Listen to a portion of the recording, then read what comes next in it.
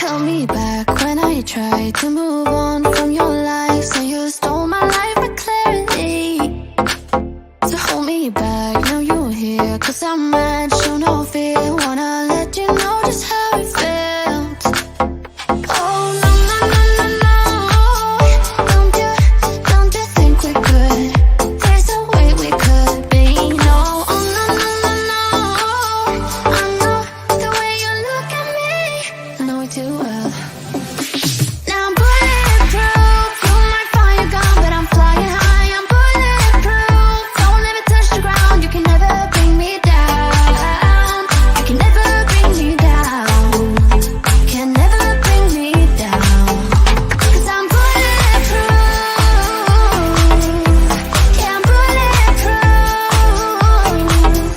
We've been up, we've been down, trying to figure things out. End up losing myself in this but I'm done being down. Gotta end it all now. I won't ever turn it round again. Oh no, no, no, no, no. Don't you think we could? There's a way we could be. No, oh no, no, no, no. I know the way you look at me, I know it too well. Now I'm bulletproof. You might find your gun, but I'm flying high. I'm bulletproof. Don't let me touch the ground. You can never bring me down. You can never bring me down. Can never bring me down.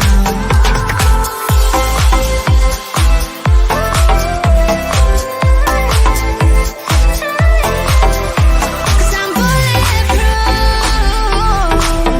Cause I'm bulletproof.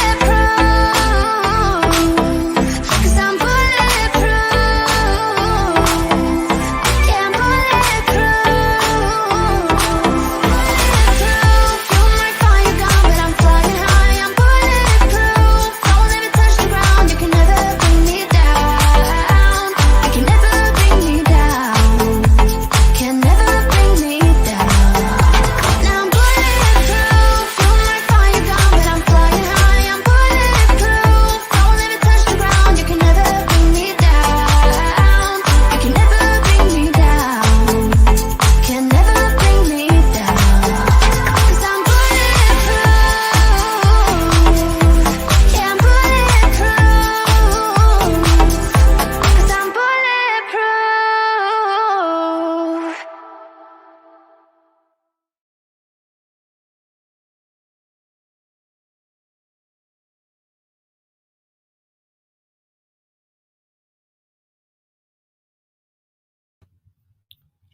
Hello, hello, hello, everyone. Happy Sunday. Do you know what? I feel like I'm almost losing track of the days right now because my days just go so quickly. How is everyone this Sunday? Quite a lot to get through today. Let me just adjust my screen. Here we go. That's better.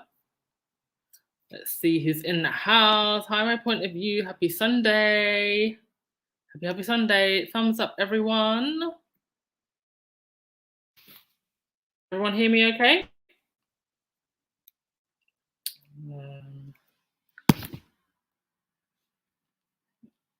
Everyone can hear me, yes? Okay, you can hear me. Fantastic. I'm sorry, I still don't have a new mic. I will get that sorted ASAP. And I think somebody, thank you, Dara, for the super sticker. Thank you so, so much. Hello, Carol, hi. Hi, Lydia.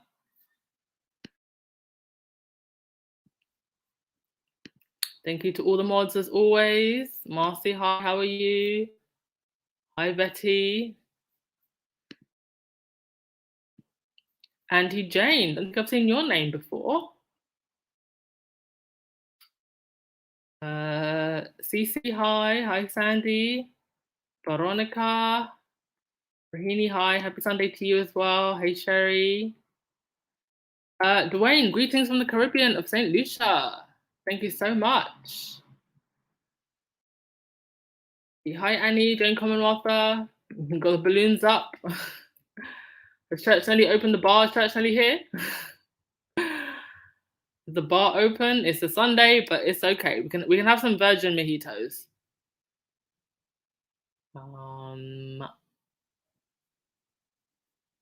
Thank you so much, everyone, for holiday wishes. I'm doing good. I'm still actually like working and stuff. It's just like an extended getaway. That's all. But I had a most fabulous time at the beach yesterday. Rochelle, you're very hot in Texas. Well, it's about 33 here in Lisbon. All right, let's get started today. The reason I have a picture of the gruesome twosome up on the screen is I had a very interesting conversation yesterday with a royalist. I just so happened to meet someone. I was out and about, and I obviously mentioned that I have a podcast. And I, asked him what he felt about, how he felt about the royal family, and it was very obvious that he was a royalist. To the point where I feel like now, because I've been in this little royal bubble for such a long time, there are certain talking points in the press that I recognize straight away. So there were certain things that he was saying where he was literally just regurgitating what the press say about Harry and Meghan and the whole situation. And two things kind of struck me, and I was thinking about this and just royalists in general. Number one, they generally don't really think for themselves. They just regurgitate things the press says. And number two, they will straight up look you in the face, as this gentleman did, and say things like, that whole Andrew situation is very unfortunate, but it's still nice to have a monarchy. I don't think we talk enough about the fact that a lot of these people are actually completely and utterly fine with the fact that our unroyal mafia, these genetically connected enemies, as one commentator on Twitter said the other day, and I agree, that's literally what they are. They're genetically connected enemies. I don't think we talk about the fact that a lot of royalists are actually completely and utterly okay with the fact that the royal family is trash. They're actually okay with this. And no, Rahini, he was not my date. I think he was so it was like in this there's what's called the timeout market here in Lisbon. And I was just sitting down, he came over. I think he was trying to get me to be a date because he actually offered to buy me a drink. But he was not my date. My date actually went okay. Like, he took me to a nice place. It was a rooftop bar, but I don't think that's going to go anywhere. But yeah, anyway, as I was saying, yes, Nazuri, thinking requires effort. They can't bother to think for themselves. And I just, yeah, Mary, pedo is unfortunate. So pedos are allowed in Britain. This is exactly the point I'm trying to make. I think we have to accept the fact that a lot of these people are just okay with the royal family being trash. I think they see so much of themselves in Kate, in William, in the other members of the royal family, that Harry and Meghan are just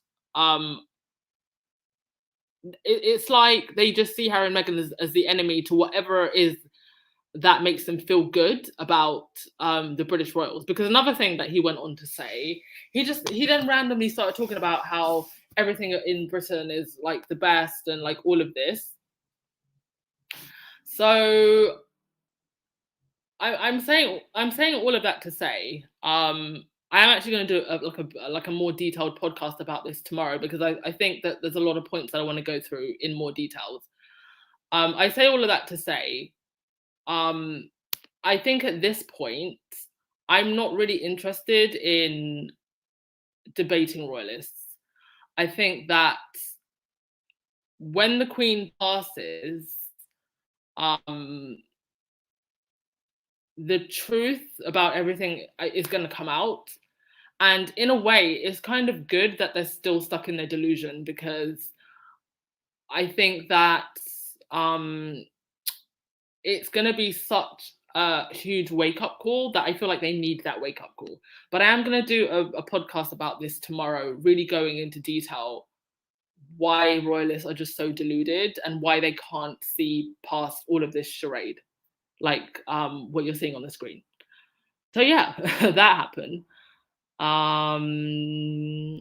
Leg, coming from the US, I think that it's weird that you pay the expense of a family that literally do nothing. Well, according to them, they do something. I mean, this guy was like, oh, the way the way Catherine handled Louis, like, I have so much time for Catherine. I don't have any time for that, Meghan. Y'all, these people think that what Louis did the other day was a tantrum.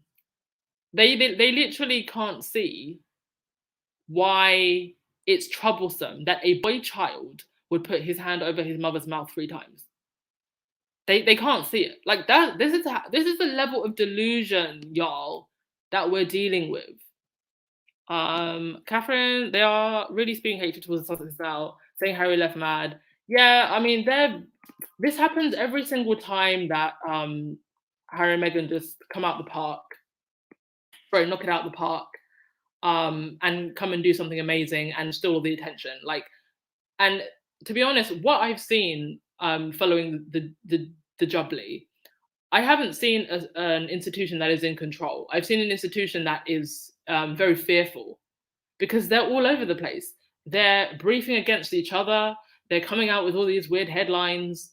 So, never feel too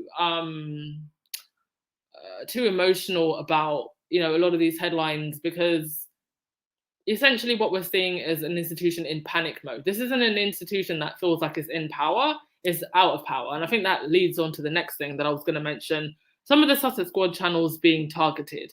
Now, I haven't really had a moment to kind of sit down and watch Baron's podcast on this and what other people have been saying because I've just been so busy. But it's come to my attention that there was a podcast that Baron did that was taken down and that they had targeted some other channels, I think Facts and 2 Cents as well. I think that this is a long time coming. I think they're really scared now of the squad, especially, I mean, this is what, the 2nd or 3rd year that we've raised money for the Sussex kids. So know that they are troubled by the influence that Harry and Meghan have. And I wouldn't worry about it so much. I think Baron managed to get up and running again. And they're going to have a lot of explaining to do if they think that they can take down pro-Sussex channels while there are who, to be honest, I think we're very critical of the other royals. I don't think that we ever take things too far.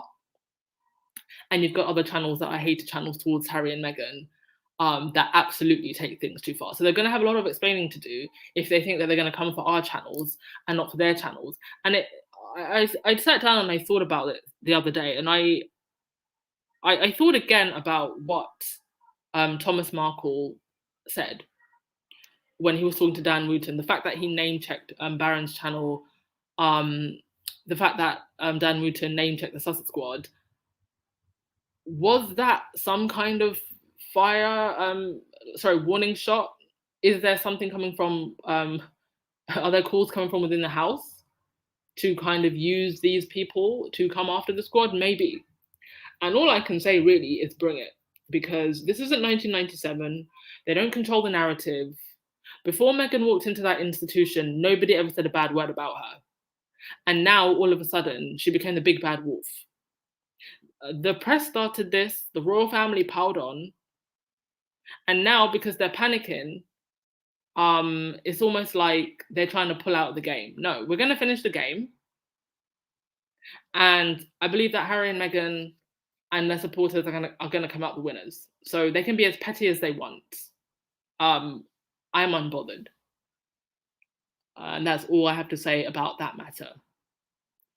Marcy, like I was saying before, the unroyal family has committed all kinds of atrocious acts, but Harry and Meghan walking away was the last straw. Exactly. Exactly. Sash regurgitates Stockholm syndrome, brainwashing, gaslighting, ignorance. Yeah. I mean, these are the same people that will laugh at North Korea. or laugh at Russia. Like, what?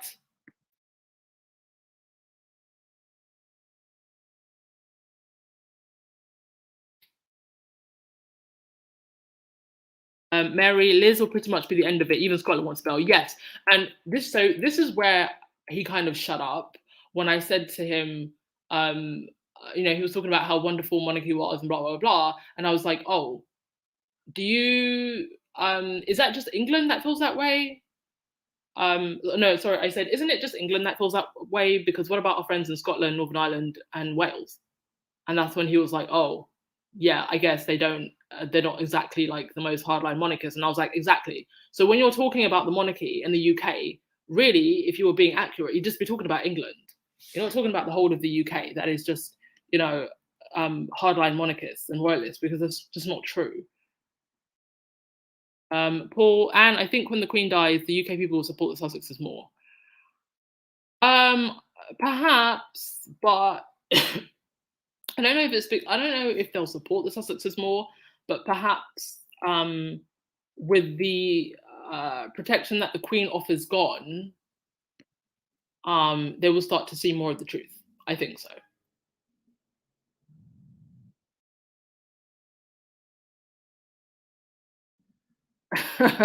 Mary, I wouldn't be here if I ever thought of doing that to my Irish mother. Yeah, I wouldn't do that to my African mother either. Like, some of us around here were raised with proper manners. We definitely would not do that to our parents. But of course, they'll excuse it for Catherine. Of course they will, because she can do no wrong. Myra, what's worse? Kate wiping mucus on Louis. Yikes! Yeah, I saw that video. It was pretty gross.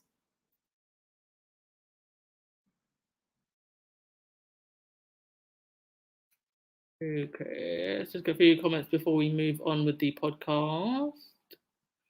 Joyce, they're fearful the strength of the squad is coming. They don't know how to manage it. No, they don't. Because one of the things I love about the squad is that we don't have a clear leader. So it's like they don't know where to attack.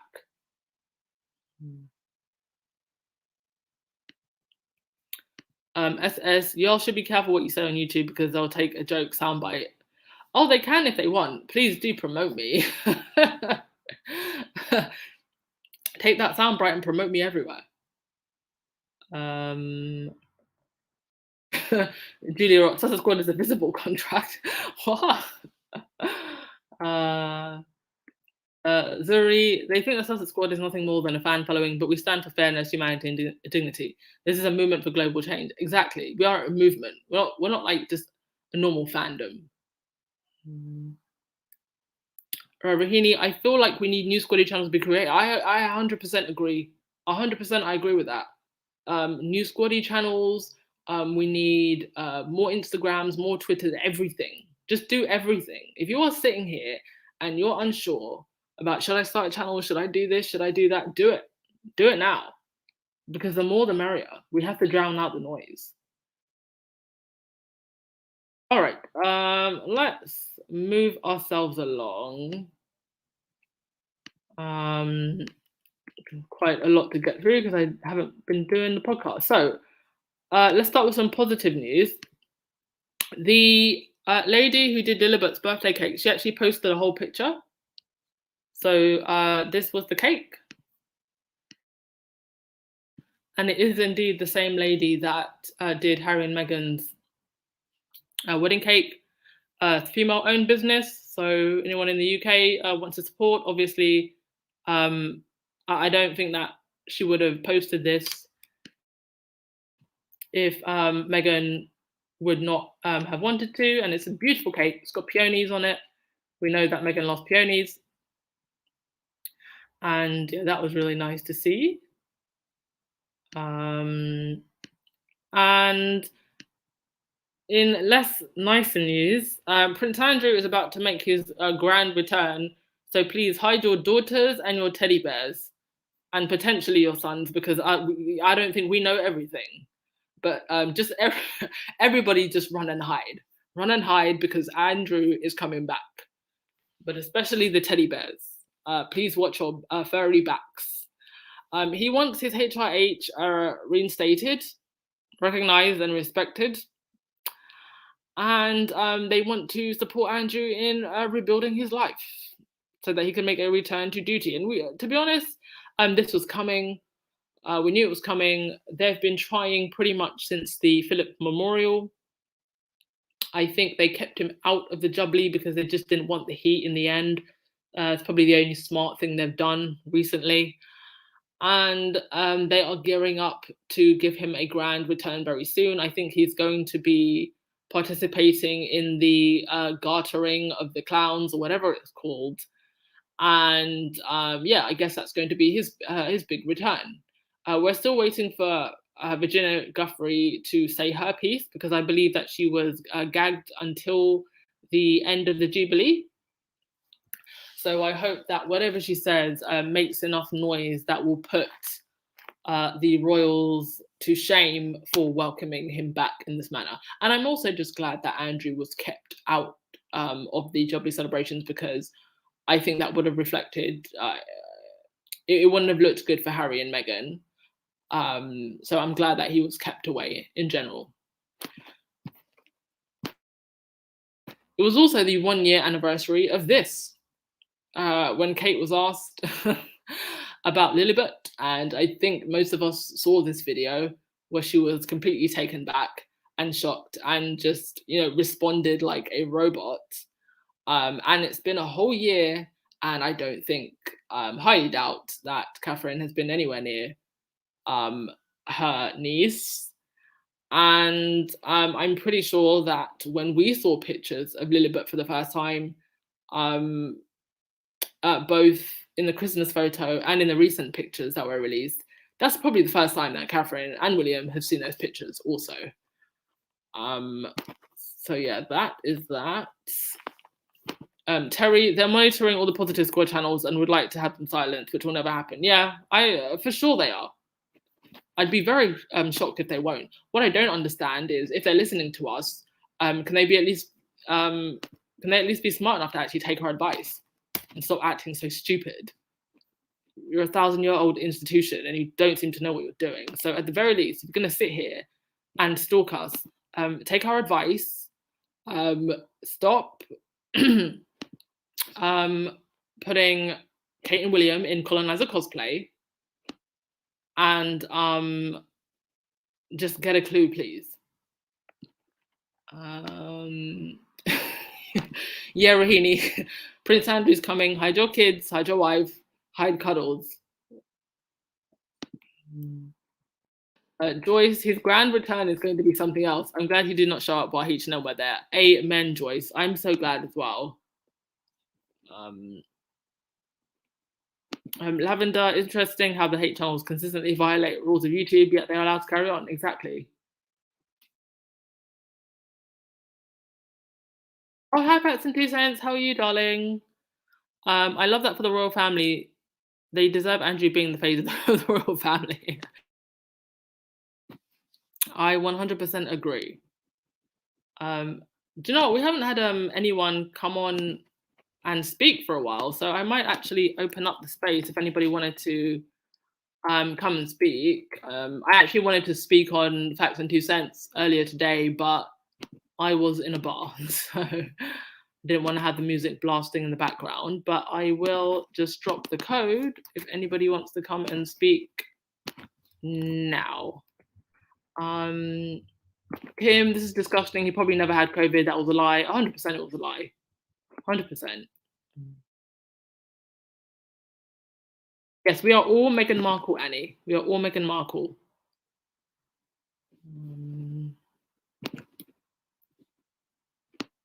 Yes, we're waiting for Virginia to come out and talk, Mercedes. Can't wait for it. Speak your damn truth. Do you know something else that I was thinking about the other day is the American press were pretty much gagged when it comes to Prince Andrew. And I believe that at the first opportunity, if the American press get anything that's a juicy story, if it becomes more widely known or something happened that triggers the Rosebush story to become mainstream, I think that the American press are just going to rip the British royal family to shreds and the British press to shreds, because that I don't think that just caused a lot of anger for ABC, but I think it really got the American press's backs up. Lydia, can you explain to me why Princess Eugenie and Beatrice are HRH? Harry can't use his HRH because they're still working members of the royal family. I believe that's why. Andy can rebuild his life by sitting down, shutting up, but he wants his cake, candy, and cookies to eat alone, his teddy bears, and his pedo behavior. Indeed. Oh, super sticker for you. Yeah, I mean, Andrew also knows where some of the bones are buried, so he's gonna try and leverage anything he can to weave his way back. And as usual, it's not like the British people are suddenly gonna go running to the palace and cause a revolution. So to be honest, it's disgusting, but Andrew can take front and center again if he wants. Because what are the British people gonna do? What do they ever do? It's not like they're gonna storm the gates, are they? Right, Joyce, I don't think Will and Kate have seen those children since Archie's christening. Same. I think there was one outing that Meghan had with Catherine when she was holding Archie. That's pretty much it. Oh, we've got 2 people in the chat. Okay, so one person's left, and it's just Rahini. Rahini, let's speak. Hello, can you hear me? Yes, I can hear you. How are you, darling? I am very nervous.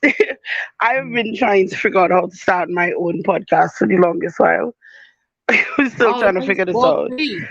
Please do start it, and we will support. I have wicked stage frights. Wicked stage frights. So I hope you don't mind I using you for practice. Well, you could always start with pre-recorded videos. You know, I used to do pre-recorded videos quite a lot. And the only reason I stopped was because they just take a lot of time. But I think it's a really good way to start practicing, is doing pre-recorded videos. So if you want to start with that, maybe that will like ease you into things. Or another thing that you could do is, are you on Twitter? No, I was on Twitter once, and all I said was that Beyonce's outfit didn't match, and then I was happy. Oh gosh, I heard the Bayhive didn't find you. What I was going to say is, they don't play. No, they don't.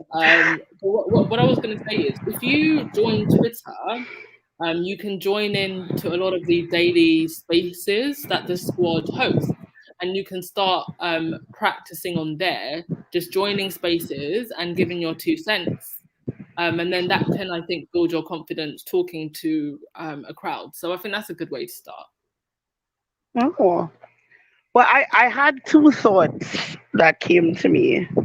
The first one was, I saw Meghan coming down the steps, and she was not looking down. And that was very profound to me because she was in heels.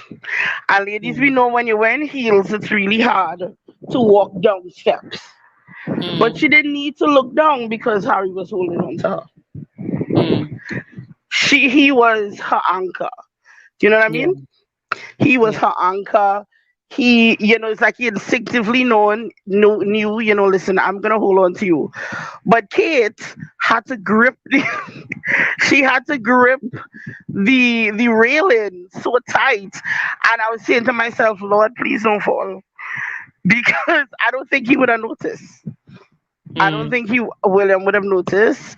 And it's so sad that so blatantly in public you are showing your disdain for the mother of your children, the woman who you swore before God and country to love, respect, and honor. This is how you treat her in public. And then to explain your idiotic behavior, they are saying that, it was frosty behavior towards the Sussexes. They walked in like that. So you're trying to tell me you are so angry with your brother and your sister-in-law that you take it out on your wife? That's what you're telling Mm, us. It doesn't seem to make any sense at all. And the mm, other thing that I really was really shocked and really shocked me is that I thought they said that only the working royals were supposed to be at the balcony. Why were the children there? Are they trying to tell us that these kids now have to sing for the supper? Are they trying to tell us that these kids need little Timmy needs to work? There's no free rides, right? Is that what they're mm. trying to tell us? And that really struck me. Like, but y'all made a point to let us know it would only be working royals. That So is a are the very good children now working point. royals? Are they I on the didn't payroll? actually think of that. Are they on the payroll now?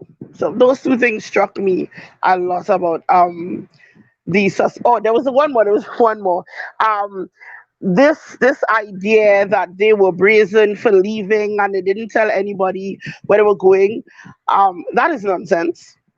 Because I have worked for a security company who have had high profile protectees. Mm, Before he got there, they would have had to plan when and where he was. So they knew where they were going to be. They knew where they were going. They knew when they were coming, they knew when they were leaving. So that idea is nonsense. They already knew. I suspected that when they got there, they tried to change their mind and they didn't get very far. That's my mm. thought. Thank you. Oh no, that's great, and thank you so much for your thoughts. I do wonder, maybe to your point about the balcony, if the children um got were made to come, maybe because they wanted, the PR, or maybe they had always planned for the children to be there, but they made it so much about Harry and Meghan that the whole thing just turned into a circus. But thank you so much for your input.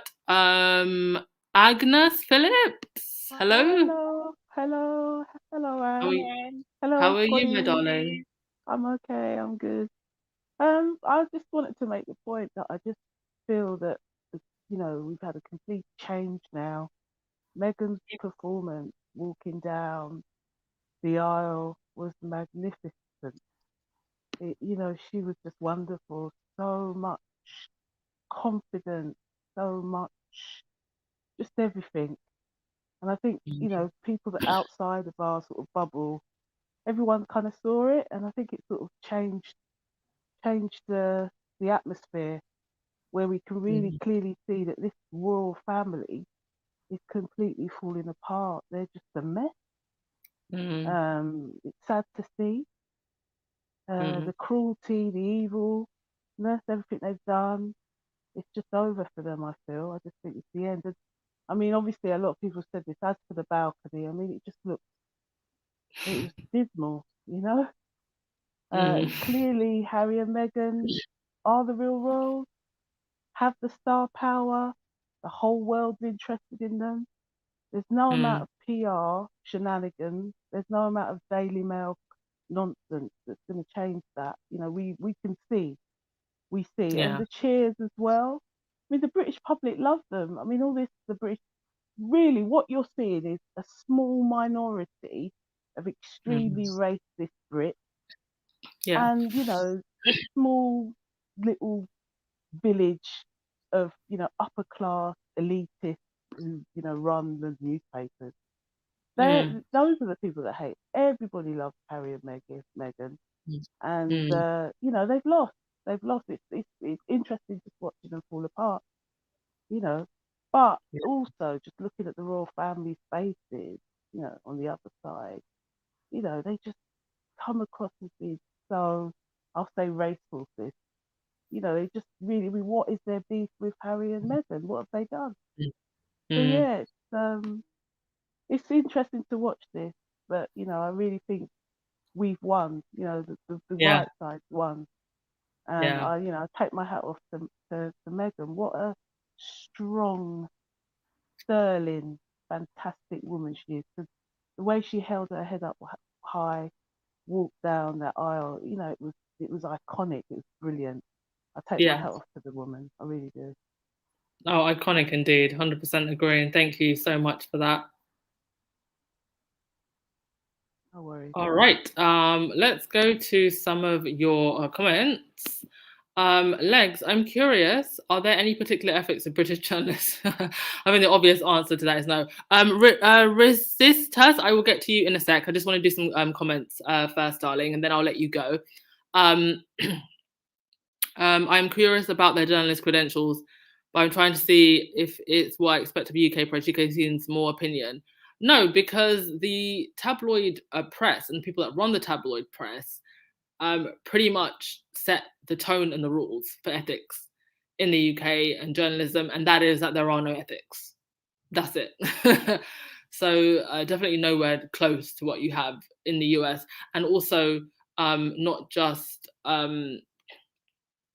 in terms of the standards that journalists are expected to abide by. Also, the protections for citizens are also really, really bad. They're almost non-existent. Lydia, oh yes, we will absolutely support Rahini if you start a channel because we know you. And yes, facts and 2 cents. Yeah, pre-recorded is a great way to start and a great way to build your confidence. 100% agree. Let's see. All right.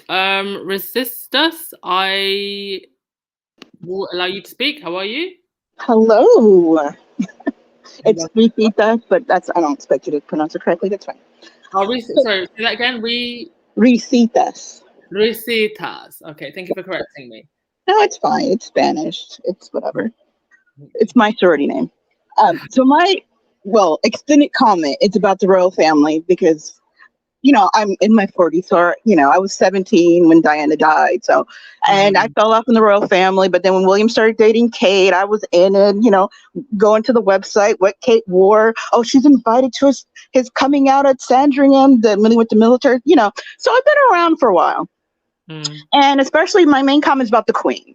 That woman is not going to abdicate. Number one, because of her uncle. Number two, because when she was born, she was not in line, because she was the daughter of despair.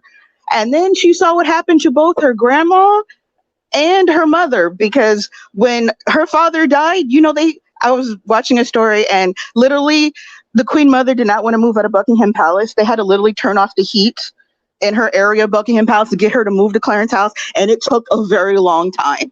So, and she saw how her grandma, Queen Mary, got kicked to the curb, because when you're the queen consort and the king dies, you are garbage. You have to go, you're just fine, thank you. So being that she's been in charge for 70 years, she's not going to step off the stage and let Charles become the king, because she'd have to curtsy to him. Oh, no, no, no. Oh, no, no, no. She's not going anywhere until she's ready to cross over to the other side. Do you think also she's perhaps very aware of the institution that she's resided over and what they're capable of, and for as long as she has that title of queen, she feels comfortable and safe. So if she was to abdicate, she feels like there would also be some protections taken away from her. Well, yeah, and also she's able to keep it as it is because, again, everybody, well, she's the queen. It's always been that way. We need to respect the queen. Oh, the queen. Oh, the queen doesn't like that.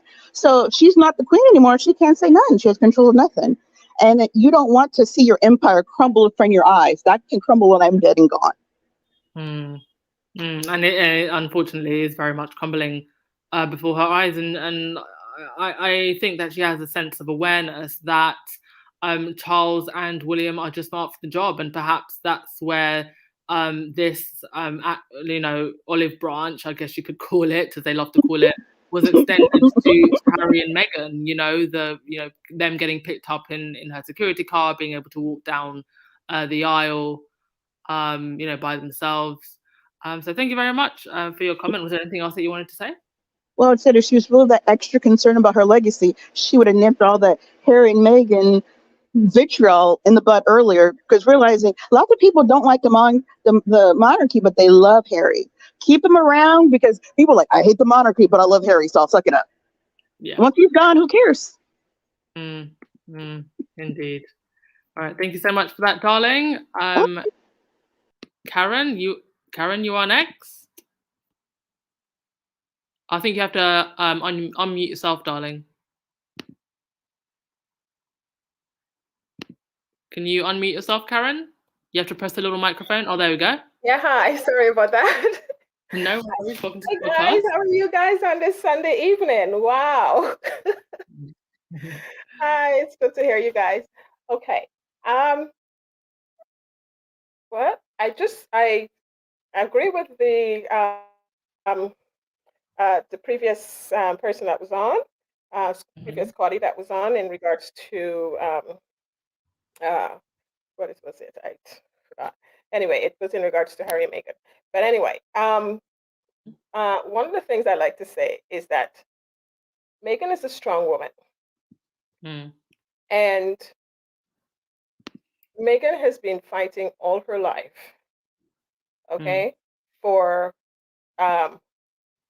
what she believes in. Yeah. And that is being a strong woman, being biracial, that she had to fight for who she is.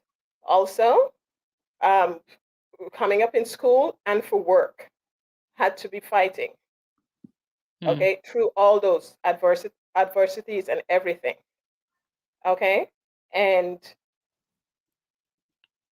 whether Harry or Harry not, okay, she would have been holding her chest up and has been holding her chest up and walking in and walking as a strong woman.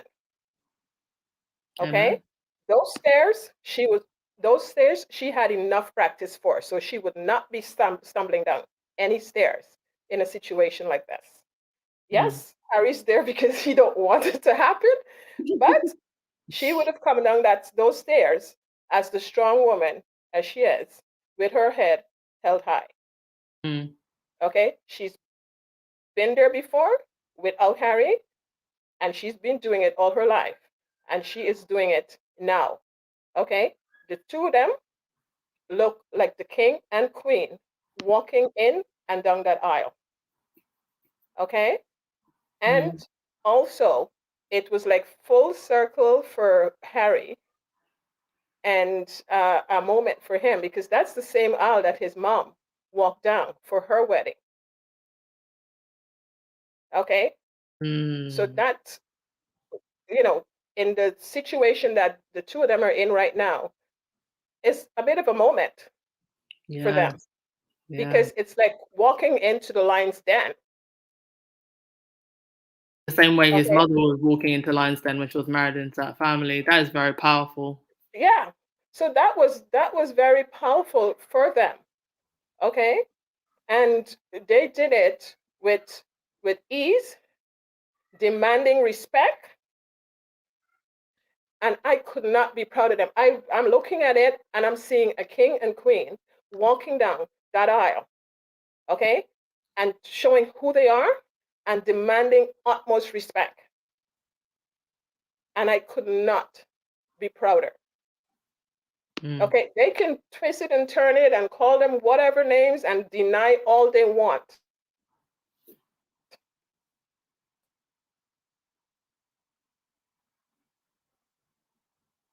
Oh, Karen, sorry, have we lost you?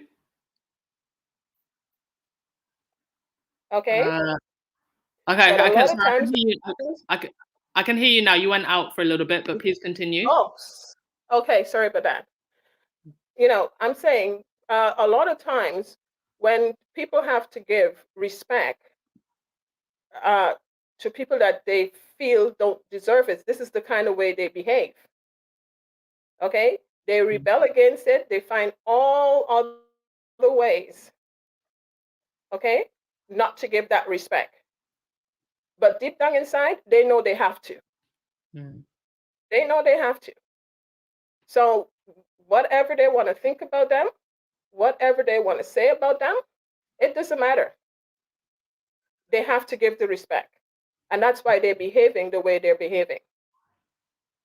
Okay? These are two intelligent people, and they show how intelligent they are, how connected they are.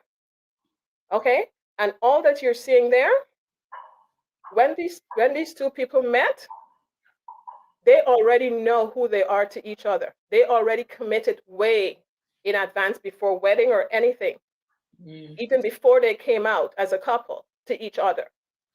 Okay, Harry did not lie to her. He told her exactly what it's going to be.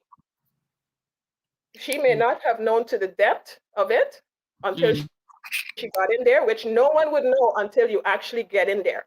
Okay, but they know their commitment to each other, and that's why they can stand as strong as they are. Okay, and everyone around them is going to have to crumble. So you can't. They're not going to stop that. And hi, Petal. I'm still trying to get in touch with Petal. Well, 100%. I agree with every word you're saying, and it's just incredible. Like with the jubbly, they threw almost everything but the kitchen sink at the wall. That's and right. Harry Yeah. came out victorious. Yeah, exactly. And the thing is that what people don't understand, Harry, they don't have a problem with the royal family. They have a problem with everything around them. Okay, there is the problem with the royal family, because the royal family following whatever the men in blue say, because they're just the figurehead.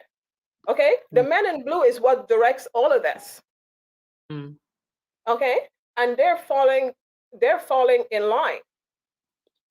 Okay, and they're basically doing whatever it is to sabotage each other and their own family. Meghan walked in there. Meghan said, no, I am not going to be a part of this. This is worse than what I have to deal with outside. Okay, and I've been fighting what I had to deal with outside. I'm not coming in here to do this, and this is what's going to be the rest of my life. And also, these protocols doesn't exist today. This is the kind of stuff I've been fighting against all my life, not to be in this kind of oppression and suppression and all that stuff. And I'm not going to come in here, okay, and be looked down at and be in this kind and have a life. This is against what I've been fighting for. This is against what people know me and believe me for. Okay, and now I'm coming here and I'm sitting in this same situation. Okay, what does that say for her?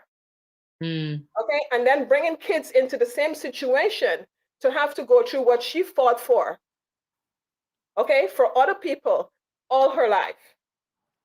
Okay, now come on. Anyone with common sense, or even any individual in their normal life, is this the life you want for your life and your kids' life? Okay, I sit out here as a normal person, and I'm hurting, and I'm, to know that this is the life that these people have to be living. Can you imagine if they did not come out of this, the kind of life they would have had, all the good things that they're doing outside, all the reach out to people outside? They couldn't do that, because you know why?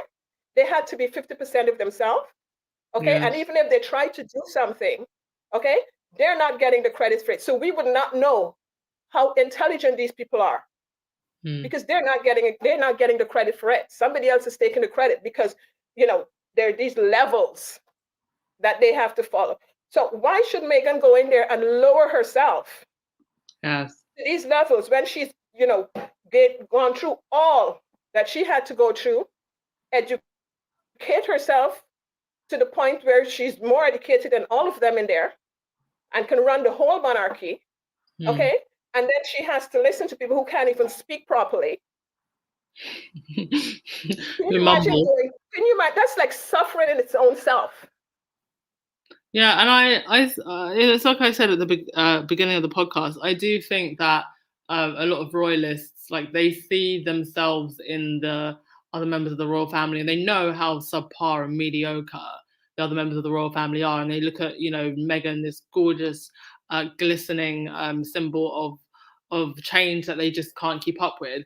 I just wanted to mention Sean's comment. Thank you very much for the super chat, Sean, who said, the funny thing is, the Windsors are not supposed to be on the throne. The Hastings are the real royals of England. They live in Australia or Canada. The Windsors came through an affair. Well, I'm not 100% brushed up on the history, but thank you very much for sharing that, Sean, and thank you for the super chat. Karen, was there anything else that you wanted to say? Yeah, one of the other things they're speaking about is about, you know, Harry speaking about his dad and throwing him under the bus and thing. His father did the same thing. He did the same thing for his mother to his mother. Okay, when he couldn't get his way, he did the same thing. When he was not supposed to marry Camilla, he did the same thing.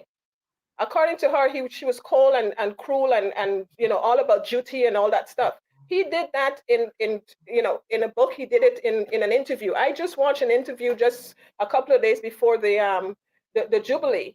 Okay, the Martin guy who just wrote a book about called The Queen. Okay, him and the interview were just discussing that Charles shouldn't be can be upset with Harry speaking up because he did the same thing to his mother.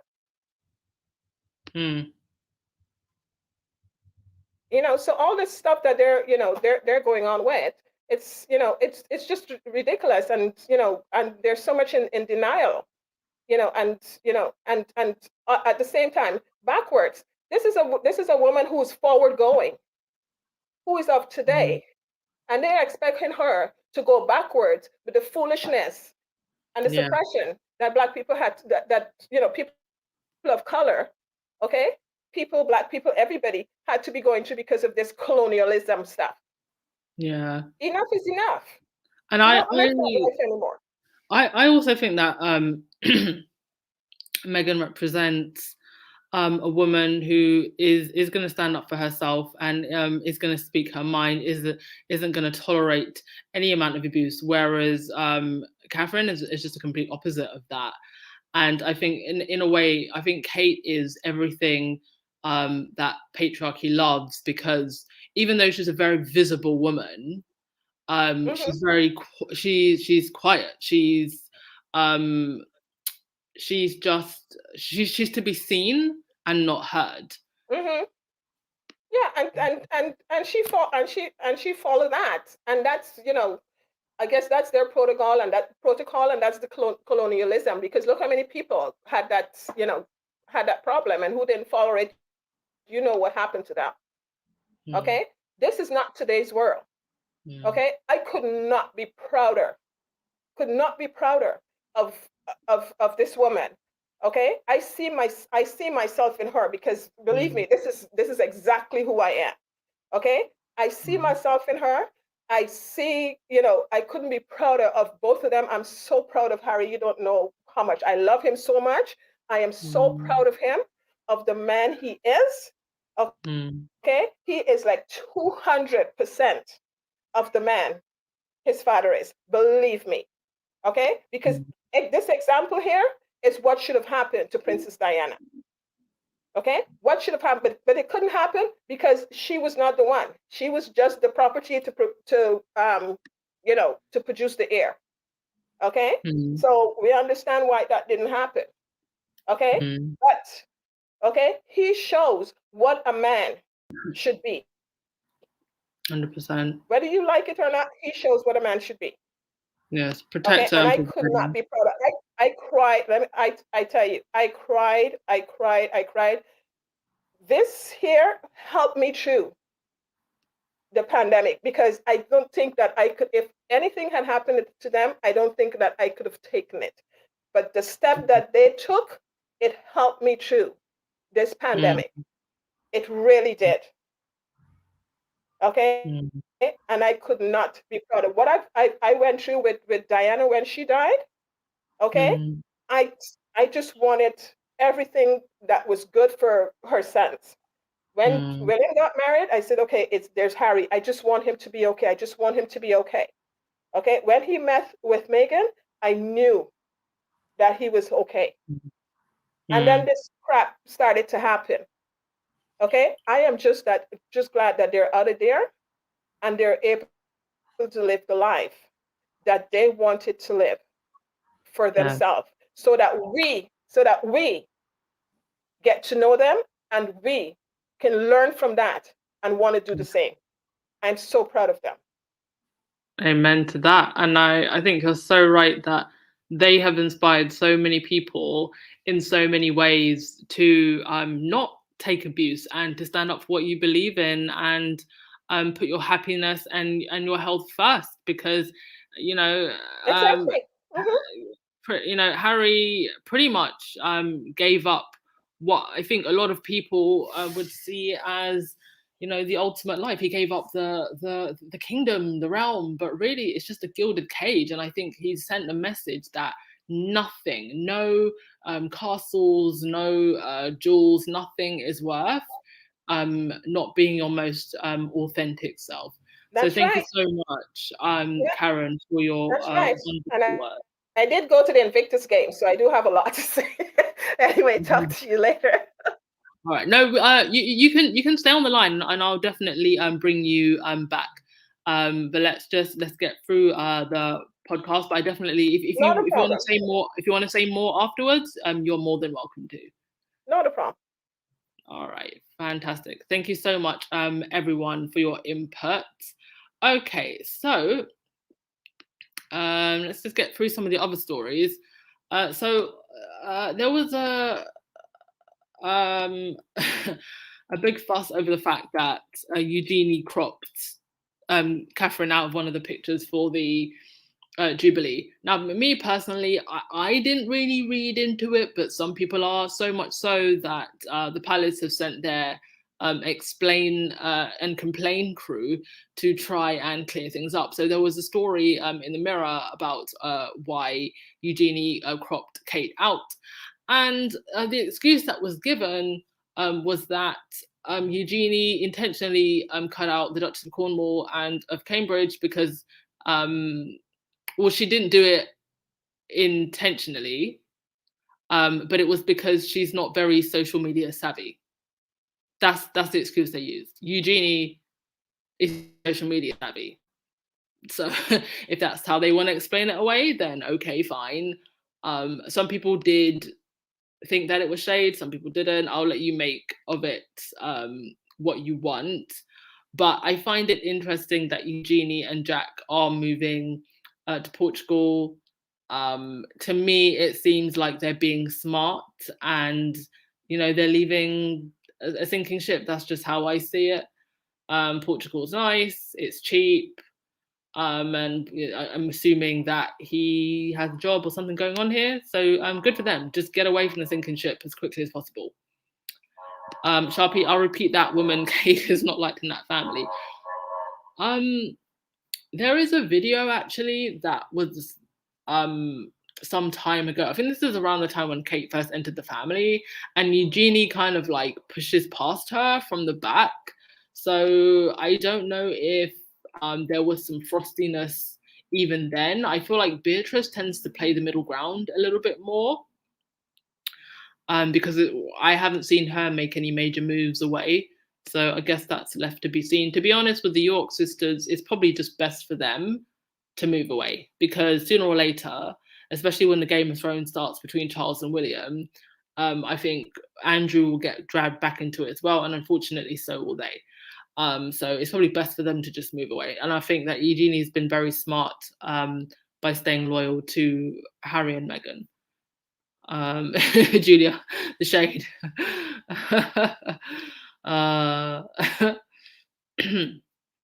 And Sharpie, there was a vid with Anne recently in the church that said a lot. Yeah, Anne, especially more recently, has appeared to be quite icy towards Kate. I remember there was an event that they went to together, and they just didn't really seem like they were. Like, it didn't seem like these were two people who were in a family that talk to each other often. Anyway, moving on from that. Of course, with more of the nonsense about Harry feeling depressed, and the royal experts coming in, and I think we should just remember and remind everybody what exactly it was that Harry said about being in the family. And he said, I've seen behind the curtain, I've seen the business model. No, he uses the term business model, not family. I've seen the business model and seen how this whole thing works, and I don't want to be part of this. He said it last year. He said it when he was in Afghanistan. He said very clearly that he didn't like England very much, and I think that's mostly because that's where the press is centred, and also I think the most hardline royalists. So Harry has said what he said, and the press can try to spin the situation as much as they want. But Harry's made his decision. He's moved on. It's them that need to move on. You got Tina Brown and her nonsense, still trying to sell that book of hers, talking about how now Harry needs to come back. So now Harry needs to come back. For what? For this? Being the third wheel, being unhappy. I mean, look at these pictures. This is what they wanted for Harry his whole life. They didn't want him to find happiness, and they never thought that he'd find happiness. And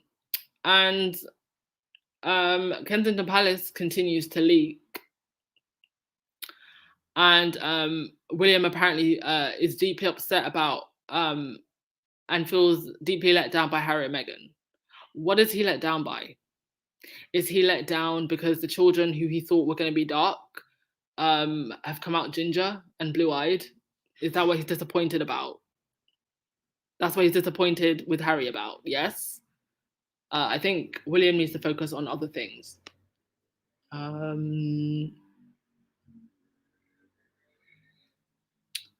Let's see.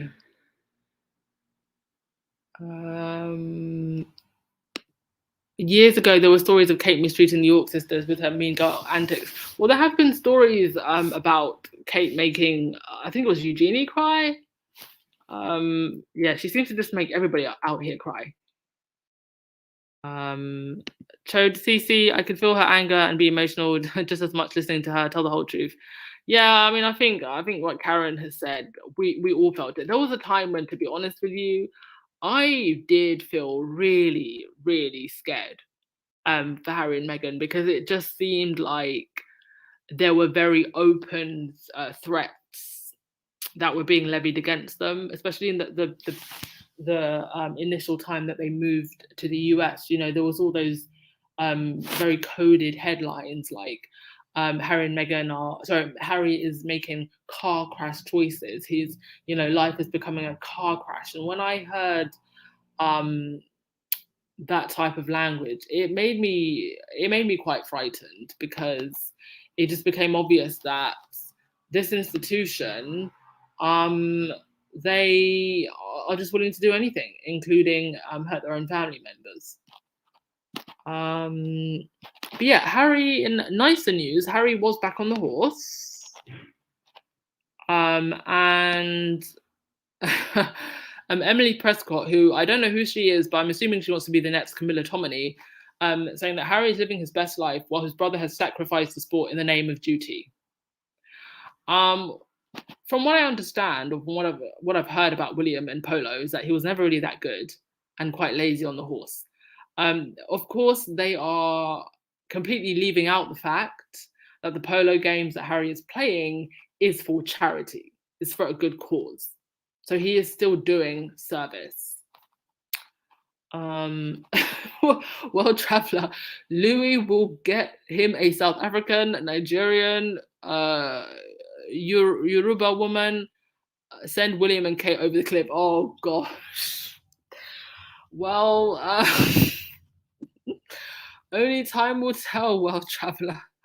Only time will tell. Well, since Uncle Harry got himself something spicy, so maybe Louis and or George will want them something spicy too. Maybe Charlotte, who knows? One of them kids is gonna go. It's gonna be a swallow, I think. That will be left to be seen. Lavender, thank you so much for the super chat. It's much appreciated, darling.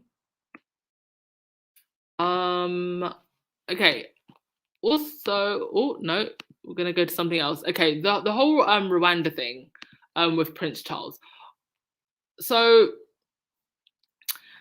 it was reported that Prince Charles said something in private regarding the Rwanda migrant flights, him saying that it was appalling. Now, here's the thing about this. I don't actually think that Prince Charles cares. I find it interesting that this was supposedly said in private, but the way the press is portraying it, it was like he said it publicly, and he's all very outraged. How many times has Charles had opportunities to speak about many injustices, especially in regards to his own family members, but he didn't? So for me, this is just PR. He's trying to jump on a current story. I do think, and it has angered the Royalists, though. So not really doing anything to appeal to his base. And I think people who aren't in his base just see this for what it is, the PR campaign. So yeah, that's all I have to say about that. They're desperate. Anything to make themselves seem like they're more caring now. And to William and his little stunt the other day, so they made it seem like he didn't go with anyone and that there were no camera people there and that he did it incognito. But here we have a picture of a photographer. Now, it could have just been, I don't know, there's photographers walking around London all the time. I don't think anybody has actually ID'd this guy. So I'm not going to stand here and say that he was, William's official photographer, because I don't know. But it's just very weird that there is a guy with a big camera right next to William when they said that this was meant to be an incognito thing.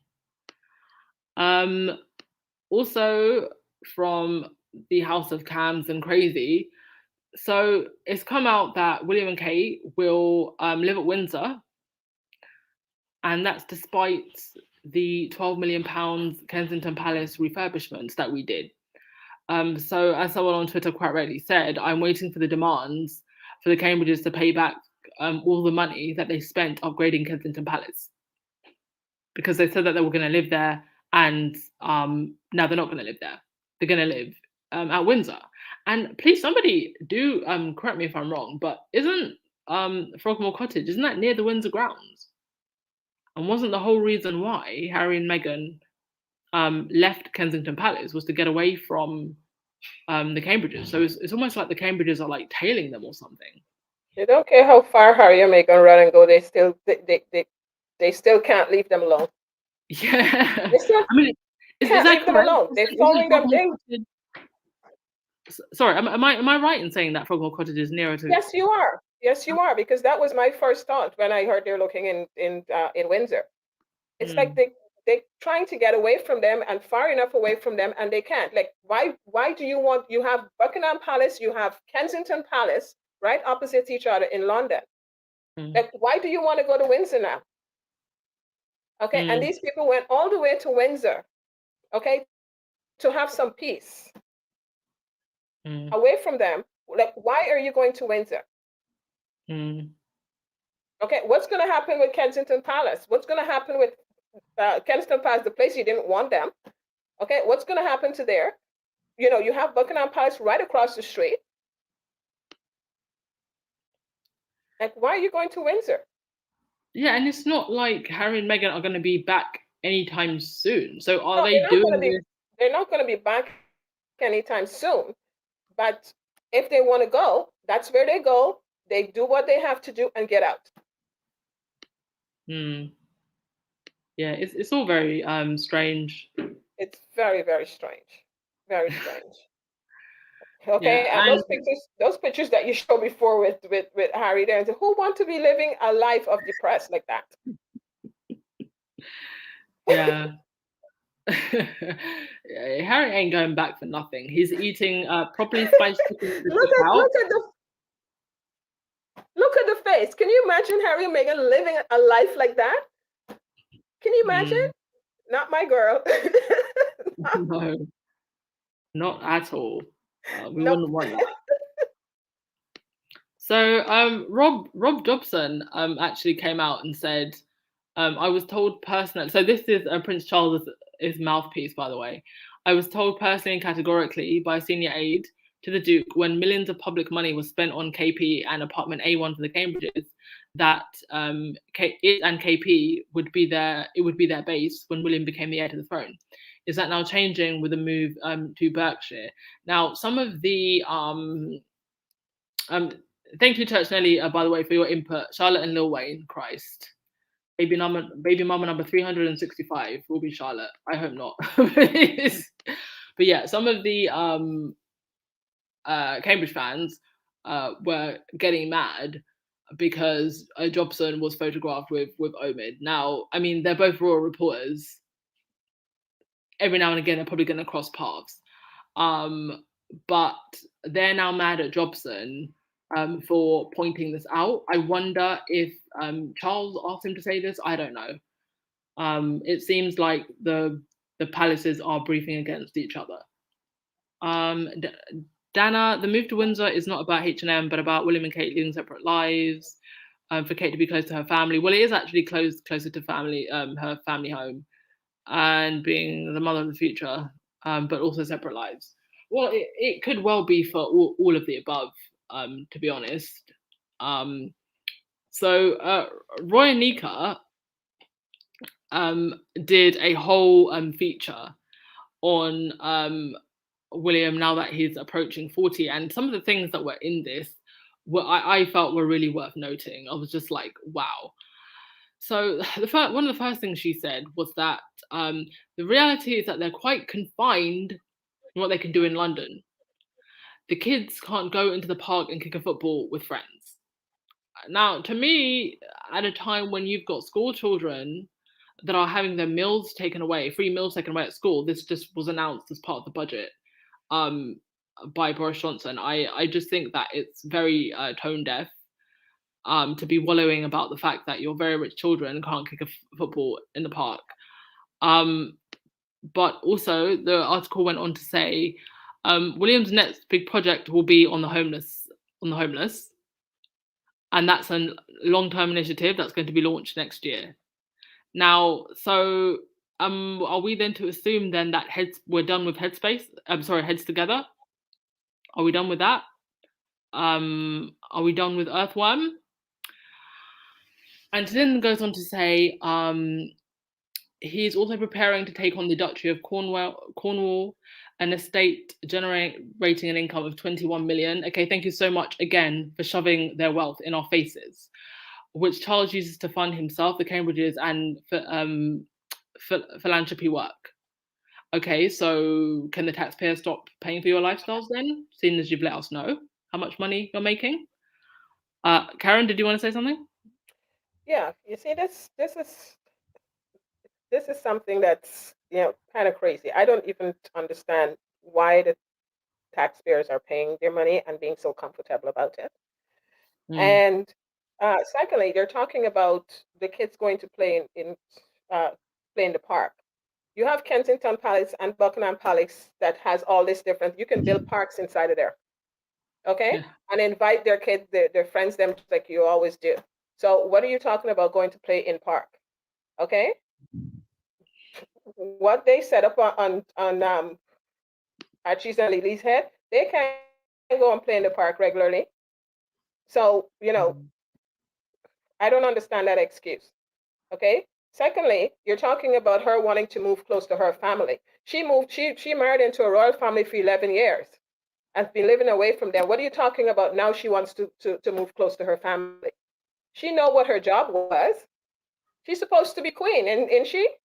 So why are you talking about living close to your family? Princess Diana didn't get to live close to her family. She had to move away from her friends. Okay, and she was stuck in Kensington Palace. So, I don't know what kind of excuses are those. And even if you want to get a place with a park, I'm sure there's other places than Windsor that you can go quiet and thing. There's Sandringham, there's all these other places other than Windsor that you can go. That's a very good point. That's a very good point. Well, thank you for that. The article goes on to say that they will indeed be carrying on with the Earthworm Prize. So they're definitely going to the US, and they admit that they have a US problem. Yes, you do. You very much do have a US problem, because the US, unlike the UK, can smell your BS from all the way across the ocean. So good luck with that. Do you know what I love about all of this, guys and dolls? Is it lets me know that we are in for a good couple of laughs in the coming 12 months. Because so far, literally everything these people touch crumbles. They want it to turn to gold, but it turns to dust. So it's gonna be interesting to see how all of this is executed. They have appointed another communications secretary. We'll see how long that person lasts. And they're also now considering a Cambridge appearance on TikTok. I hope that they do jump on TikTok. Do you know why? Because the Gen Zs are going to show them what's up. The kids don't play out here on these internet streets. So please do join TikTok. I can't wait for this. To your comments. Willie is only throwing things out there to see what sticks. Indeed. Before it was YouTube, now it's TikTok. For the love of Jesus, please don't do OnlyFans. Marilyn King, the homeless people have to wait until next year for help. Him holding the purse strings is like letting the goose into the hen house. Yeah, I mean, all of this talk about you're moving into this house, you're moving into that house. Judge Nelly, now now Mr. Burns is keening, indeed.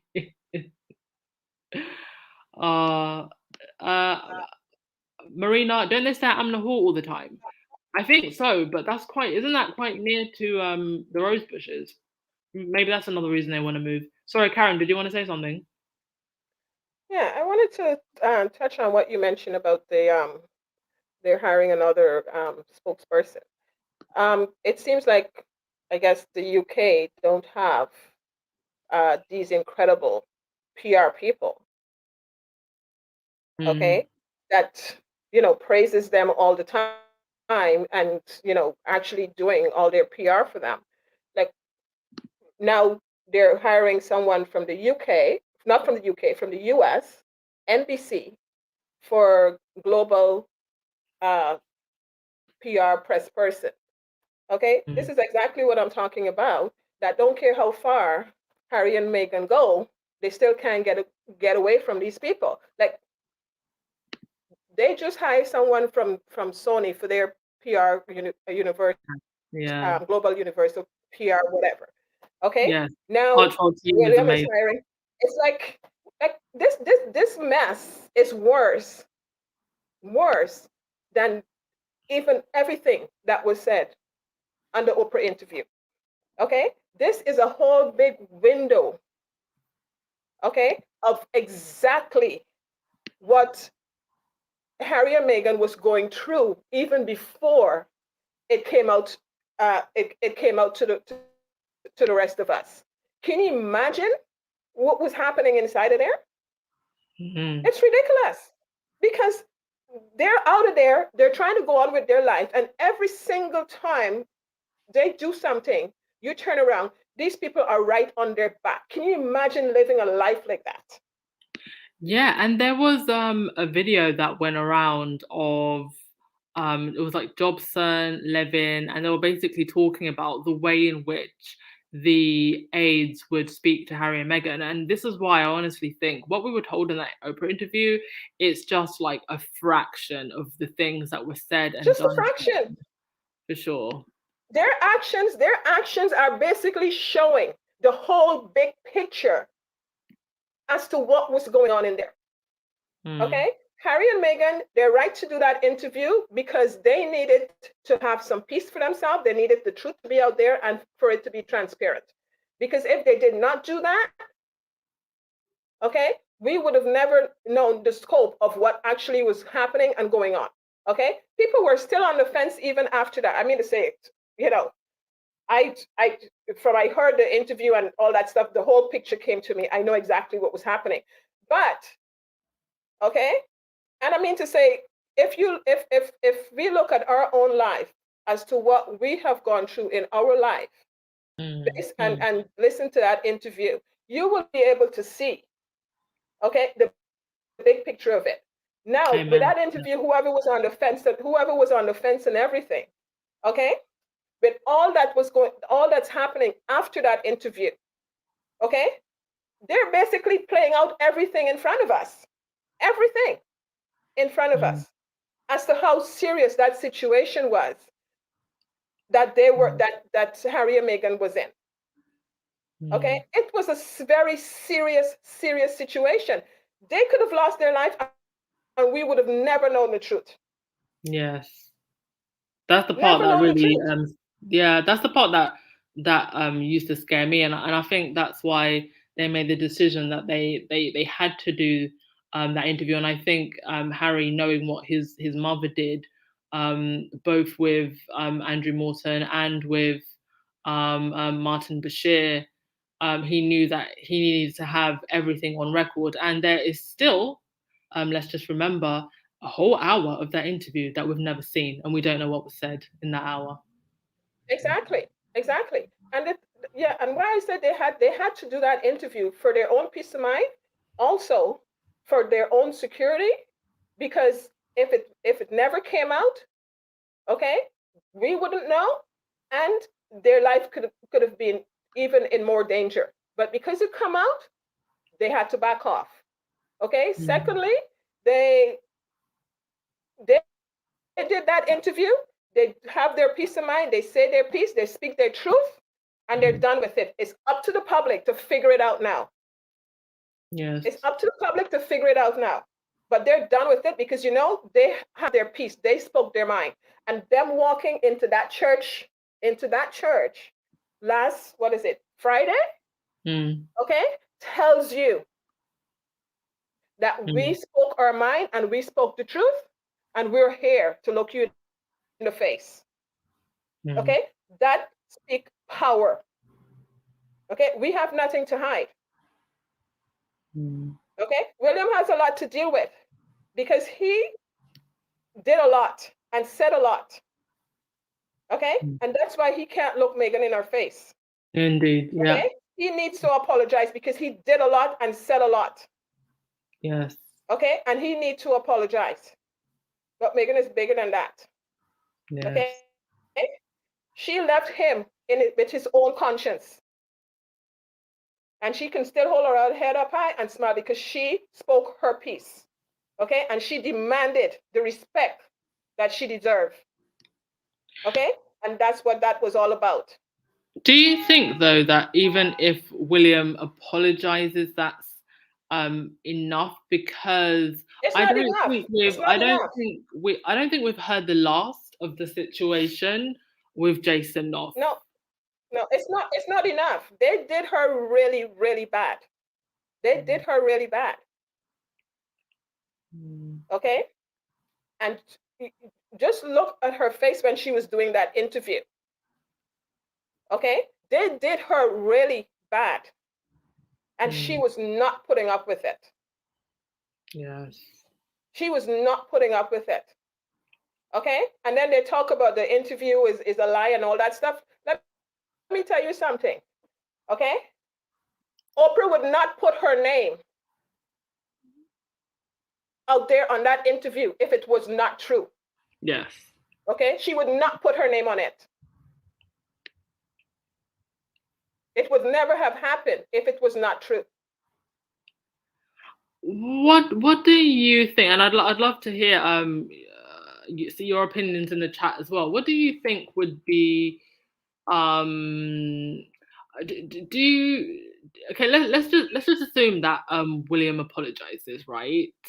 He one day finds it in him to say sorry.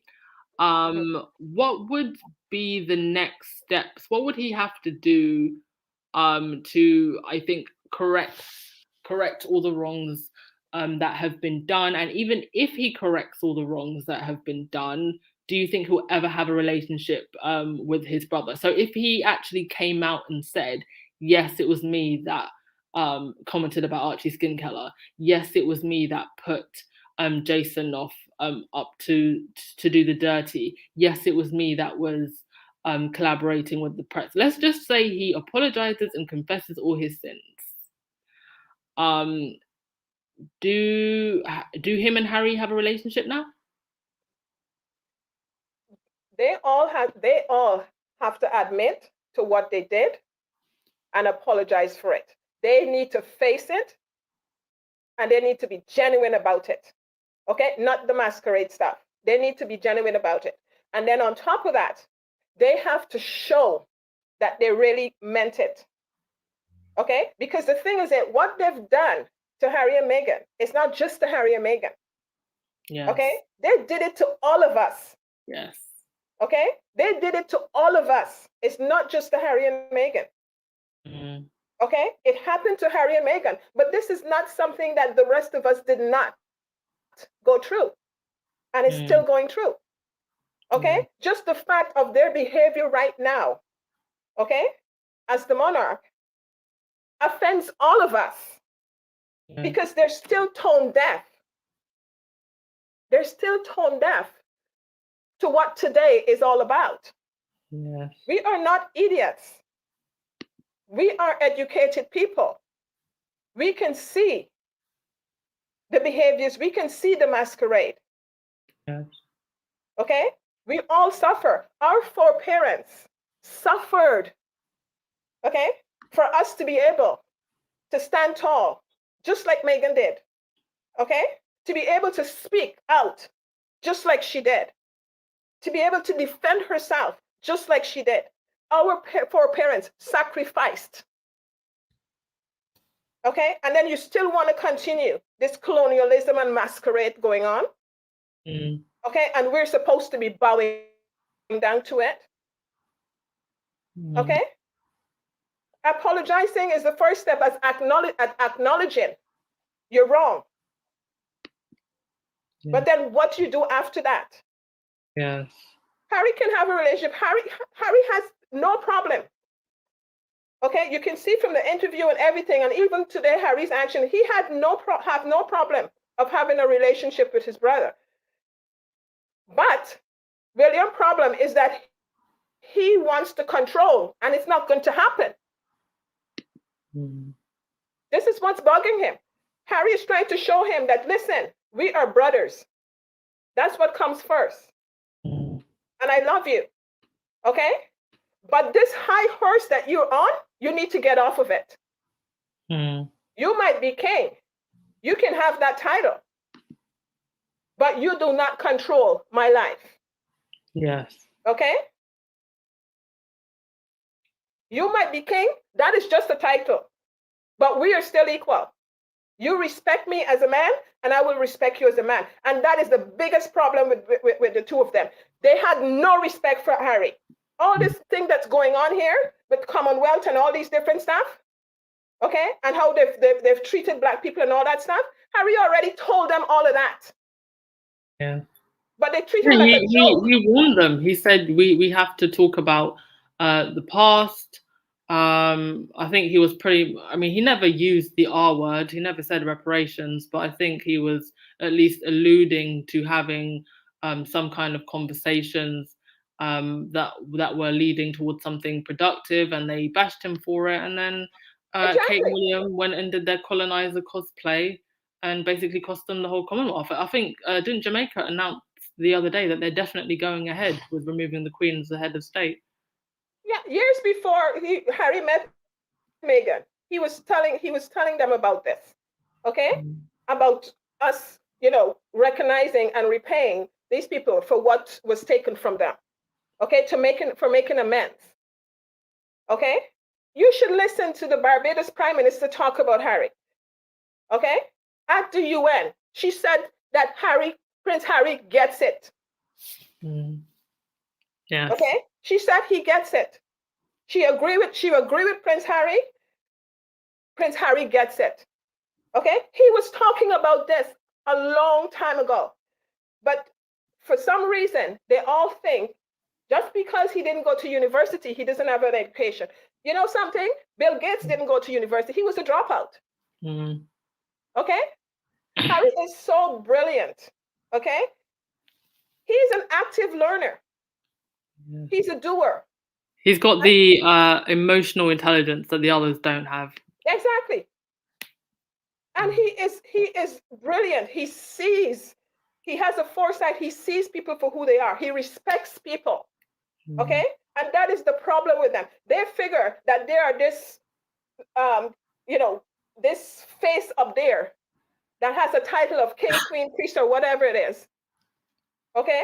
King, queen, priest, or whatever, and whatever is brainwashing their head. Okay? For some reason, it's just sticking there that they're not humans anymore. Mm. Colonialism is not anymore. It's not anymore. No, it's not. Rahini, I'm gonna thank you very much, Karen. Rahini, I'm gonna let you jump in. Did you want to say something? Yeah, she's saying everything that many of us said. Growing up in the Caribbean, many of us were taught that the royal family represents the best of the Commonwealth. They were the best of us. When they tried to push this narrative that the Commonwealth was this family, and those of us who actually live in the rest of the Commonwealth, we know otherwise. But they push that for us. They push that on us. It's the best of the best. But you had the person who was supposed to rule us who didn't look like us. And the first time that we did have someone who looked like us, you unceremoniously ripped it away from us. I remember listening to someone call Harry that we shouldn't care because Harry is spare. And I thought to that, so you're trying to tell us we couldn't even get spare? We can't even get the scraps on the table. And by their constant cosplaying, especially what William is doing, and constantly, and on the one hand telling us you care and then pushing your wealth in our faces, you are telling us that maybe I might give you the scraps. And they don't seem to recognize that people are seeing you. And there was a time when, truth be told, people were okay with the scraps. There were a time that I could tell you as a child, I couldn't say anything bad about the Queen. I couldn't. Right? I remember at Jubilee when I was a child and getting copybooks and pencils with the Queen logo on it and all of that. I remember getting that as a child, right? But Kate and William came to Jamaica. They came to the Caribbean. They visited schools where half of these children's parents would have lost their jobs, right? Jamaica, they spent that $8 million. And did you know that teachers, sanitation workers, and the hospital staff hadn't been paid for months, right? And the hotel shut down because of COVID, because a lot of Jamaica's GDP depends on tourism. So these children, their parents lost their jobs, and you didn't bring a pencil. You didn't bring school uniforms, nothing. But we were supposed to just be awed by your presence. We're supposed to be awed by your presence. You're like, oh, it's Kate. Do you understand? We're supposed to look at your Botox face and be, oh my goodness, she's the Queen. I love her. Yay. Right? This is what you push onto us. This is what you push onto us. And this seems to be what British people, y'all seem to be really okay with it. And I am shocked. I am shocked. I don't understand. How are y'all okay in the sight of such incompetence and such mediocrity when you all had the gold standard right in front of you? And I have a little conspiracy theory. Yeah? I have a little conspiracy theory about Jason Nuff and his involvement, right? I do not. Part of the reason why I do not believe that the rift between Harry and William could be healed is because of Jason Nuff's actions. And my conspiracy theory is this: by him releasing the emails, that all of the emails and all of the text messages are there. And I'm pretty sure there are things on these emails that Meghan and Harry didn't know about, didn't know how these people really felt about them. And by him releasing it, he might have opened the floodgate. I truly believe that. I believe that. It's a little conspiracy theory, but I believe that. So I don't think there's really a way back until William acknowledges that, you know what, I screwed up. He'd have to apologize. He'd have to be honest. And, I believe the public will probably forgive him. They probably will. He'll cry and be like, I was, and try to be this wounded child. And they would probably believe him. But if I was Harry, I probably wouldn't. I'm sorry, I probably wouldn't. I probably wouldn't. And I do believe, I know some people in the comment section don't believe me. I do believe they might be gearing up for the Queen to abdicate, because they may need another big celebration. One, I do believe that Charles may need his mother to smoothly become king, and they may need the distraction of another big party, which would be a coronation, because there's no royal weddings for some Yeah. decades. So Yeah. they need something else. And Meghan and Harry, they are thriving somewhere else. Yes. They And are thriving somewhere else. I think you're right in saying that it's really only these big events that they tend to, or people tend to kind of gather around the royal family, and there's no big coronation coming soon. And even if the Queen was to pass this week, it wouldn't be for another year. There's no big weddings, there's no babies unless unless William can be coaxed into it. So you're right. I think they're in trouble. It's like, what are they going to do?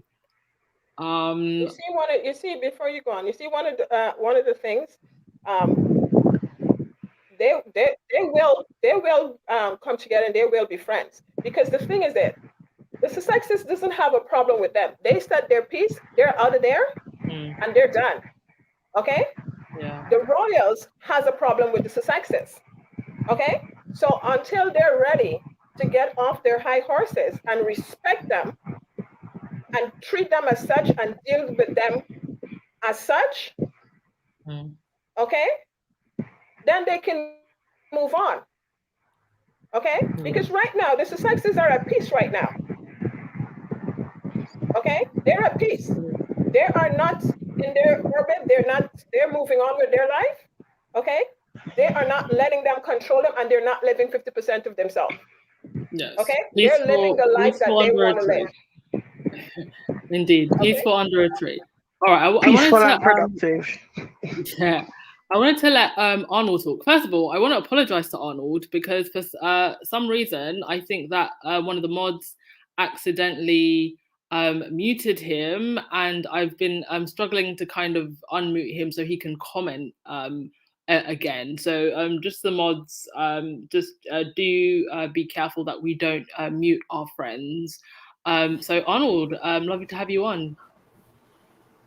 Hello, can you hear me? Yes, I can hear you.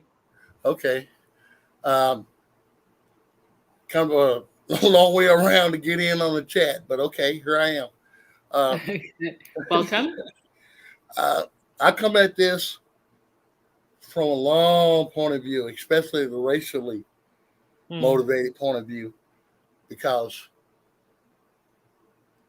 Tina once referred to me as an OG, because I was there when there was only Elliot, and you had to go on the tabloid website. That was it. And then Tina Michelle came along.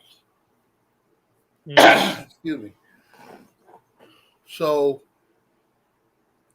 everything started to bug me when, if you remember, just before the wedding, Harry waited as long as he could before he picked William as his best man. It wasn't until the week before that it was announced that William was going to be the best man. And something right then told me all ain't right in heaven. I'm in an interracial marriage. Next month will be 34 years. I got a granddaughter. Mm. She white as snow. you know, she looks like Congratulations on your long marriage. Huh? Congratulations on your long marriage. That's amazing. Thank you. So all of that kind of stuff bugs the hell out of me. You know, they just can't be two people in love. But I've been following this situation for a while, and that's the part that gets me the most. The constant, these kids don't belong in the line of succession. They're not their kids. They're made up. That stuff kills me, and it really hurts. It just shows their ignorance more than anything else. When did you, at what point or what story, what moment made you realize something strange is going on here? This doesn't seem right. It's getting a little bit nasty. When Harry released his first statement when they were dating. Yes. Yeah. I mean, and in the Oprah interview, when he said 72 MPs said it was racially motivated, and my father said nothing, and it hurt. Wow. Yeah. The hairs on the back of my neck stood up. Yeah. I mean, everybody could see it, but nobody wanted to confront it but him. So it was the first statement. And that right there should have told everybody where Harry was. This is my woman. Accept it, period. Yeah. Yeah. But they tried to paint him. Sorry, give me 1 sec. That's okay.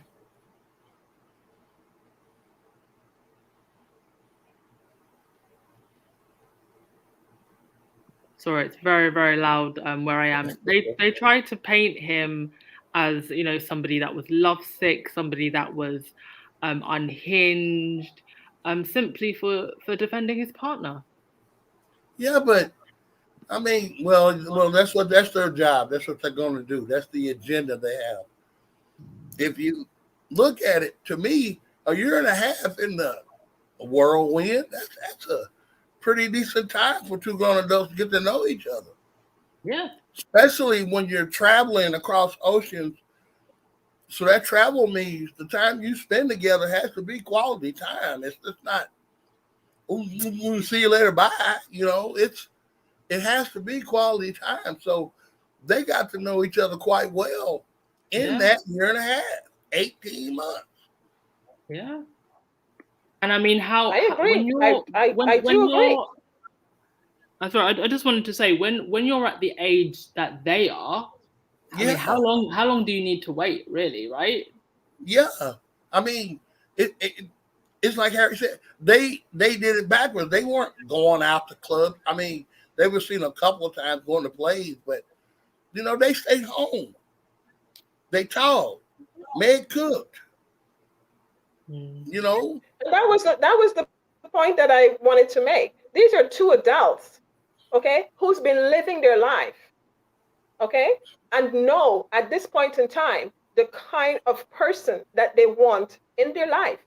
Harry said it before he even met Meghan, the type of person that he is looking for, and it has for the person to be with him, it has to be an extraordinary woman. He put it out there, and that's who she is.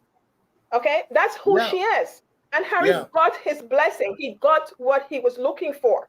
Okay, and if anyone with common sense, I am so glad that you're here, sir. I'm so glad that you're here, because for it coming from your perspective, okay, and I respect your thing. It sounds like it sounds like the people that are talking about this and talking negative about this, they've never had a love like this before. No. Okay, so they would not understand it. They would not feel it. They would not understand it. But if you've experienced a love like this before, believe me, but from the day one, you would have seen the love between these people. You would have seen the unity between these two people. I know exactly the feeling. Okay, there was Yeah. nothing that you could anyone that is talking like is because they want to be against it. Okay, and I've never seen anything like this before. They haven't even seen a love like this in the royal family like this. Look at their behavior. Everybody just married because of whatever. These two people married for love. This is love. Yeah. And monarchy, titles, nothing did not matter to them. Go back and watch the two weddings. Look at the way Will and Kate looked at each other when they said their vows, and then look at Meghan and Harry. Yeah. Enough said. I cried all day long. I cried all day long at that wedding. And I said, he's safe. He's safe. His angel has come. He's safe. That was my word on the day, my words on the day of that wedding. I mean, even not even just the wedding. Go back to the engagement announcements. The differences between the two. I mean, I remember Kate and William's engagement announcement. They went into this room, and it was literally just an attack of flashes and cameras. Kate did not want to talk. She did not want to talk. Yeah, and completely opposite from when Harry and Meghan met with the press, and there was literally a pond between them. And I think literally from that moment, Harry was setting a precedent that you will not get near my woman. Exactly, exactly. And you know something? I did not look at that interview until after all this thing came out. Okay, and I went back and I looked at that interview. I didn't even know there was that interview. I went back and I looked at this interview, and I'm saying to myself, how can they miss this? How could they not see this? Okay, everything about their relationship was let out in that interview. Everything about it. Okay, so why did they even try to stop the wedding? Why did they even try to attack them after? Why did they even try to do what they're doing now? Because everything was explained, what their relationship was all about, who they were to each other in that interview. Well, they were bound and determined before the wedding happened, not for it to Way happen. before all the announcement and engagement, way before they even came out to admit their relationship, okay, to the public and everything. They've already had all these discussions before, okay, all this commitment to each other before. Yeah. What they want their life to look like. They've already had all that trip to Botswana. Okay, that invite that Meghan got to Botswana, that's where everything happened. Okay, I'll tell you that. You think so? That's where everything happened. Okay, that's where you know that this wedding was happening and everything. Okay, just think about it. Indeed. All right, I wanted to give Joe Blogs a chance to talk, but it's saying that your device isn't connected, Joe. So do you want to just try and give it a little bit of a toggle? Thank you everyone so much in the comment section. You've been amazing with your comments, and I'm so glad that you're enjoying this format. And I will definitely I was going to do like weekly Friday chats, but it's just obviously because I'm away, I can't always be on. But thank you so much. It is almost going, well, it's actually past midnight. It's going to almost 1 a.m. in the morning here in Lisbon for me. You all have kept me awake, but I'm not complaining. Is there anything, Karen or Arnold, you want to say before we wrap Well, up? I just thank you for letting me bore you for a little bit. But not at all. Not at all. No, this chat was so good. I'm so enjoying it. I'm really enjoying it. It's just so good. I'm a little nervous. We have to do this. Yeah, we have to do this again. I'm so happy that you came on as well, sir. And it is so great. It is so great. And I mean to say, we all want this peace. We all want this love. We all want, this, this kind of, interaction between each other. Okay. Yeah. And this is what we want for life going forward, not the mess that, that was happening. I am so happy that they are out of this and their kids don't have to grow up in this kind of mess. Yeah. Well, Okay. I do wish that Harry would just. A part of me wants him to let it all go, but I know why he won't, because he's going to hang on to his. How do you say it? His birthright. He's going to hang on to it. His kids are in that line, and he's going to hang on to it. I hope he does, but a part of me kind of wants him to give it up. But if he doesn't, okay, fine. I don't think he should give it up. I don't think that he should let it all go. That's his birthright.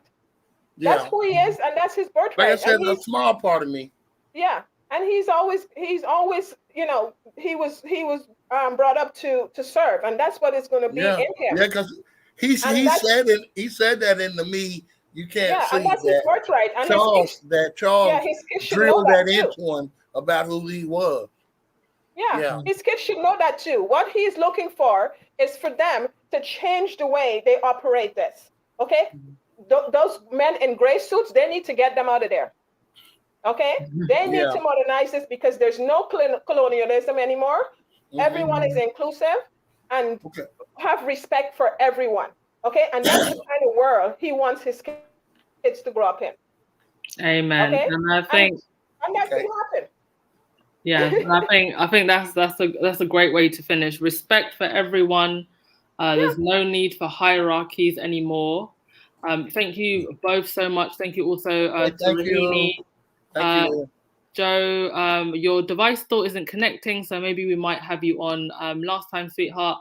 I just wanted to end with some of the super chats because I didn't have a moment to put them up on the screen. But thank you so much, B10 Pal. Thank you so much, Oro. Thank you so much, Dana. You said this is very enlightening and interesting. Yes, thank you very much to our guests, and thank you also for your super chat, and also Sean for your second super chat. Megan was just an actress taking pictures.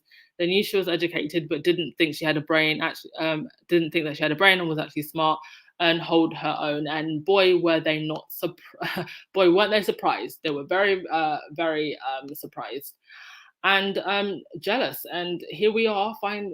We find ourselves defending our faves, but also I think, as Karen said earlier, also defending ourselves, because I think many of us do very much see ourselves in one way or another in this couple, and I do believe that we are very much on the winning team. Thank you so much, Hen Pal, for the super sticker there. And with that, I will end the podcast. I'm so sorry. We're not going to dance ourselves out because it was almost 1 a.m. here in Lisbon. and I want to go to sleep. But I appreciate you all so much. I appreciate the speakers, the generosity, the mods. You have been amazing today. Thank you so much. Have a wonderful day, evening, everyone. And yes, no bad energy. And I might see you tomorrow. I'm planning another beach day on Tuesday. I'm planning another beach day on Tuesday, so I won't see you on Tuesday, but I might see you tomorrow. So thank you everyone, and good night. Love you all.